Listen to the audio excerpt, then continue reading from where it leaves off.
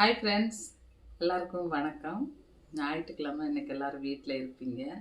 இன்றைக்கி எங்கள் வீட்டில் டிஃபன் என்னன்னு பாருங்கள் ஃப்ரெண்ட்ஸ். சப்பாத்தி, இது கொண்டக்கடலை, கத்திரிக்காய் இருந்துச்சு, வெந்தயம் போட்டு ஒரு மசாலா மாதிரி பண்ணிங்க. நல்லா தான் இருக்குது கத்திரிக்காய் சப்பாத்திக்கு.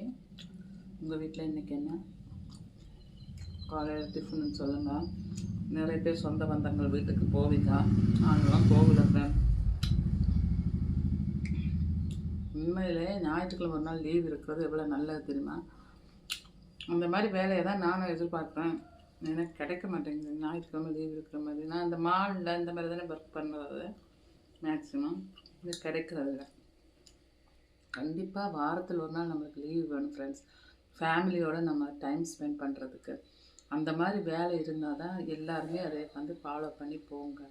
நான் இப்போ அதான் முடிவு பண்ணிக்கிறேன். அதுக்காக வெயிட் பண்ணிட்டு ஃப்ரெண்ட்ஸ், வேறு எங்கேயாவது கிடச்சிச்சின்னா போய்க்கலான்னு சொல்லிவிட்டு வேற ஒரு இஷ்யூஸும் இருக்குது, அதுக்காக தான் வெயிட் பண்ணிகிட்ருக்குறேன் ஃப்ரெண்ட்ஸ். வேறு என்ன ஃப்ரெண்ட்ஸ், இன்றைக்கி எல்லா வீட்லேயும் சிக்கன், மட்டன், பிரியாணி எல்லாம் செய்வீங்க. செஞ்சாங்கன்னா கொஞ்சம் கொரியரில் அனுப்புங்க ஃப்ரெண்ட்ஸ். நான் இன்றைக்கி கறி எடுத்துருக்குறேன் மத்தியானத்துக்கு லஞ்சுக்கு. இது முடிச்சது, இது சாப்பிட்டுட்டு அடுத்தது நான் மத்தியானம் லஞ்சு வேலையை ஆரம்பிக்கணும். என்னென்னா சப்பாத்திக்கும் இதுக்கும் ரொம்ப காம்பினேஷன் நல்லா இருக்கும்.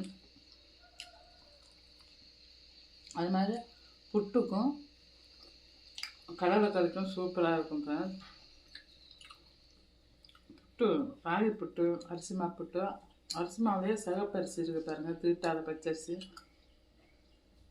அது வாங்கி மாவு அரைச்சி வச்சிங்கன்னா அவ்வளோ நல்லது.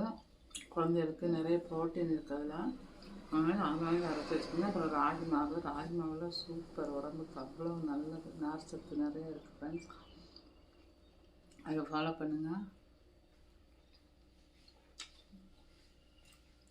மைதா மாவில் கூட நீங்கள் புட்டை வைக்கலாம், அதே மாதிரி கோதுமை மாவுலேயும் வைக்கலாம். கோதுமை மாவில் வச்சு காட்டுறேன், ஒரு நாளைக்கு மைதா மாவில் உங்களுக்கு புட்டை வச்சு காட்டுறேன். டேஸ்ட்டாக இருக்கும். ஃப்ரூட்ஸோடு சாப்பிடணும். அதெல்லாம் மைதா மாவு கோதுமை மாவுலாம் வச்சிங்கன்னா பனானா, அப்புறம் இது ஜாக் ஃப்ரூட்